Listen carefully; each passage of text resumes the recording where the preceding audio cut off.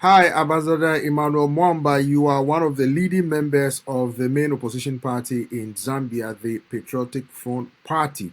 Officially, the party has communicated some concerns, deep concerns it has about the current administration and the political development in the country.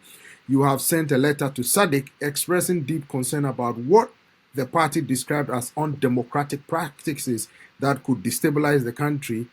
You said ahead of the general election. Briefly talk to me about the decision to talk to SADC about the current prevailing situation in Zambia. Thank you very much, Peter, and thank you very much to your dear audience. President Hakainde Hichilema came in 2021 with a lot of support. He had won, beating his rival and beating a ruling party at the time.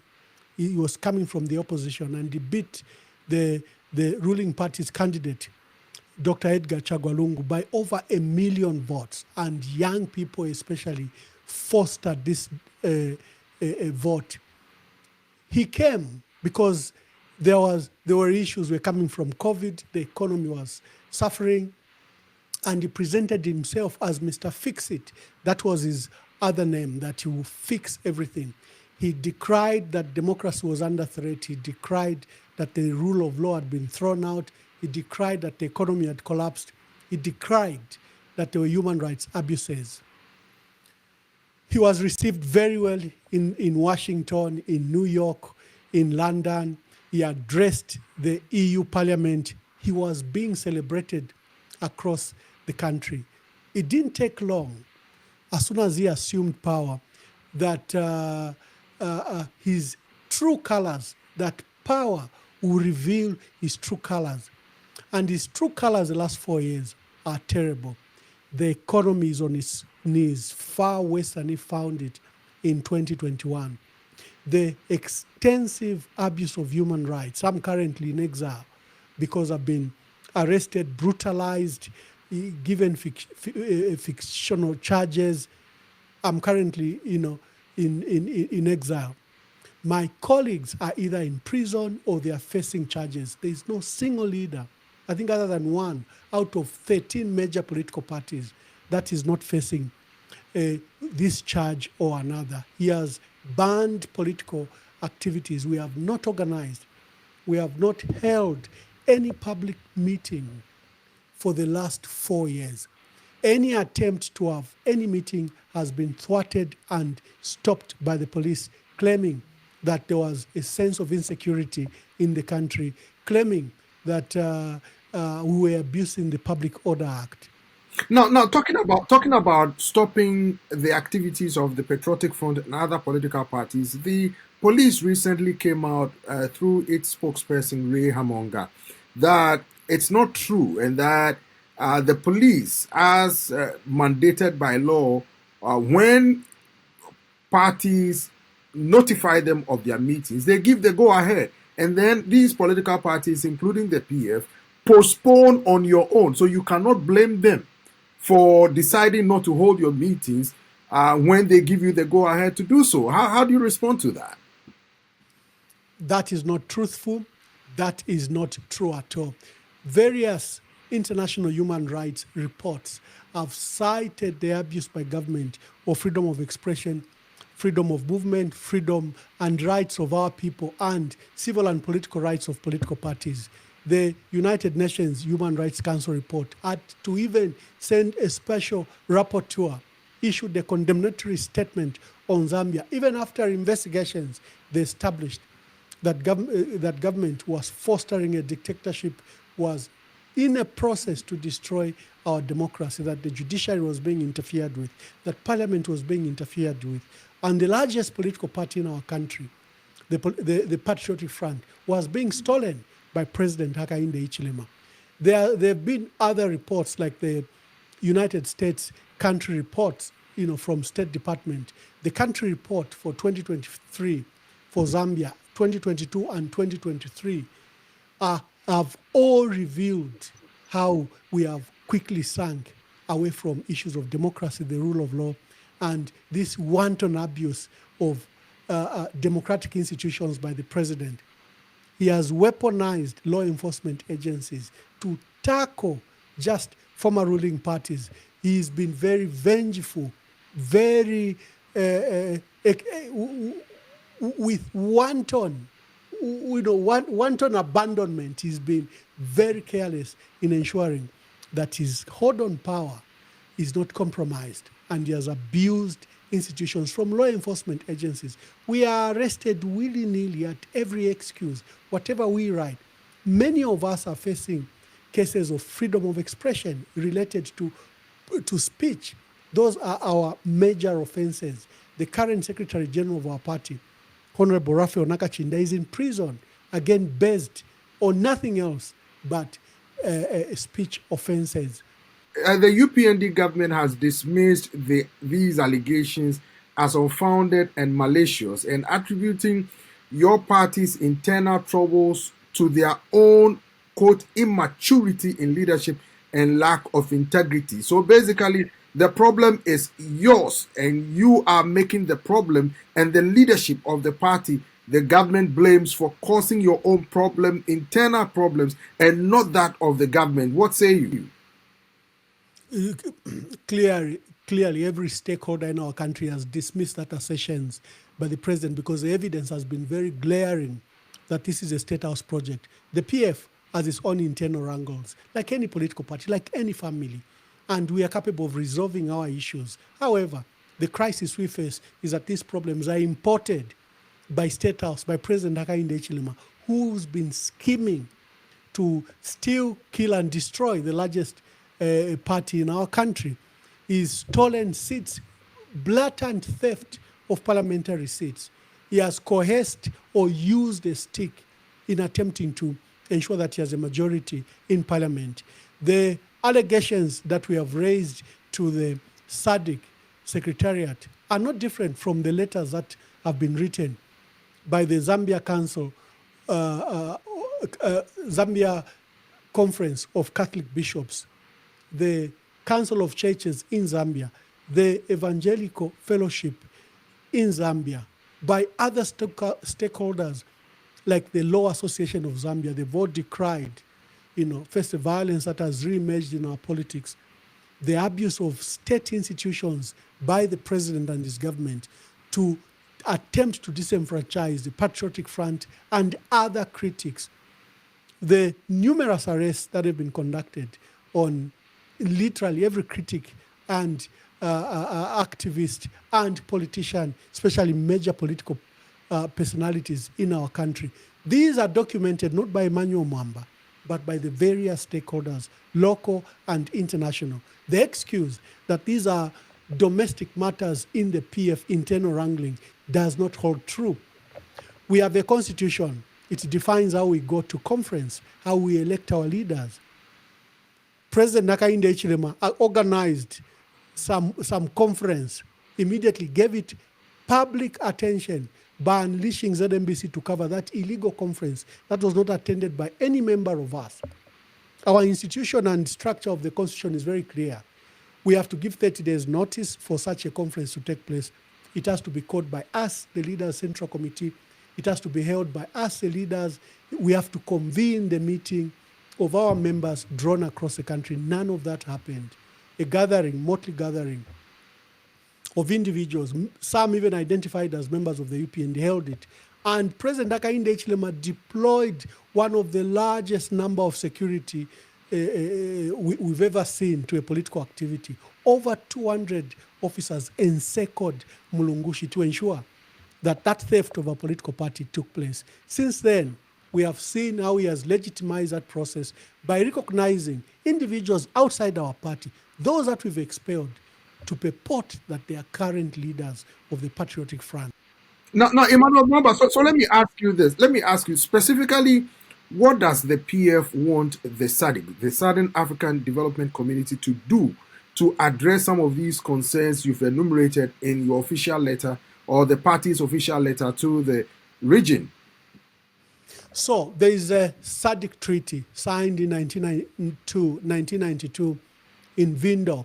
This treaty obliges member states to uphold democracy, the rule of law, and to promote good governance. and to hold regular elections that are democratic, that are free, that are fair, that promote the rule of law, and that allows that the will of the people is what prevails, not rule of leaders or rule of selfish politicians. We are stating to SADC that you don't have to come to next year's elections to come and observe that our elections for next year have been stolen. We are alerting you that this process has already taken place because of the manipulation that the president has done at the Electoral Commission of Zambia, what he's doing with the judiciary, what he's doing with parliament, what he's doing with the current voter and NRC issuance. Identity is required for our people to vote. We've demonstrated that the president has stolen next year's elections. Elections are a process. It's not the voting day that determines how free and fair elections are. It's everything, the entire process, from the credibility of the Electoral Commission to the register that is being compiled, to the actual participation of candidates in that election, is, for example, disenfranchising the largest political party in our country from participating in that election. And we are telling SADC that instability anywhere is instability everywhere.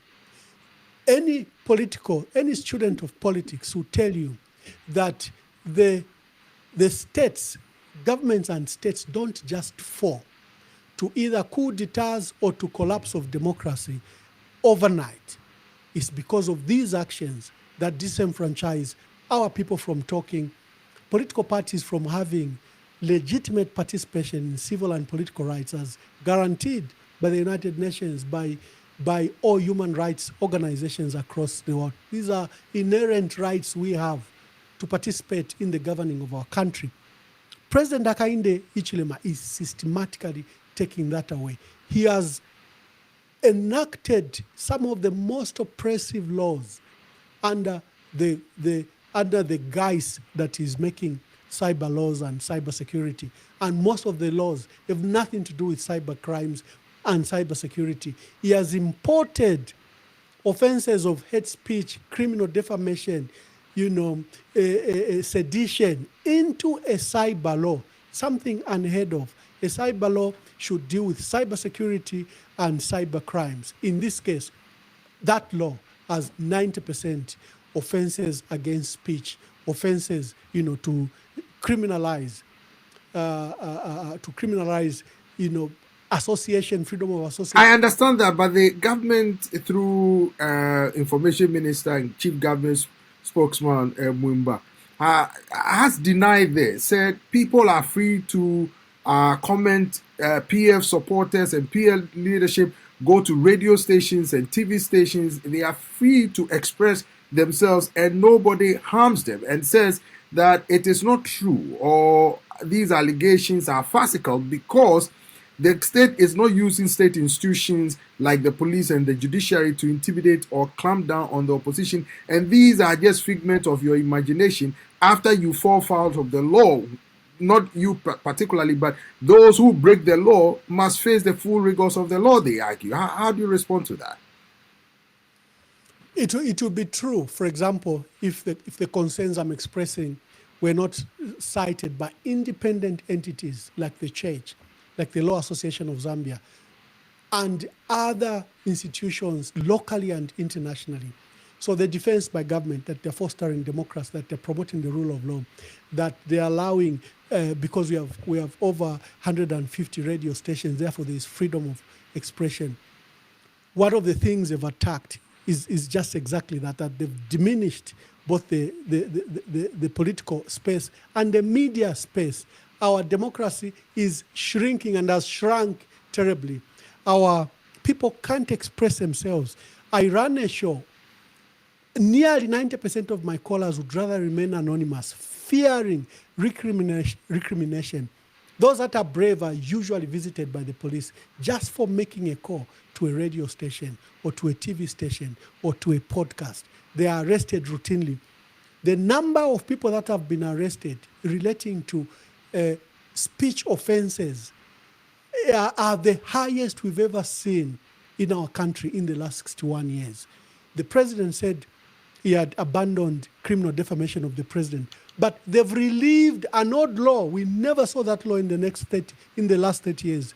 The law on sedition and seditious practices. So now everything we say is sedition, is seditious. We are inciting. They've reprieved laws from the 50s that were created, designed and enacted to silence Africans. That is now has become the perfect weapon for President Hakainde Hichilema against his own citizens. The new laws he has crafted, again, have fostered a sense of silence, a blanket of silence on our country. The manipulation he's doing to the Electoral Commission of Zambia, to the register, where he has allowed this exercise to have gone on the last 2 years in areas of his stronghold, and then open it up to the other areas of the country. And there's what we call voter suppression going on. Because every time our people go to register, there is no ink, the generator set is not working, or the camera is off. There are excuses.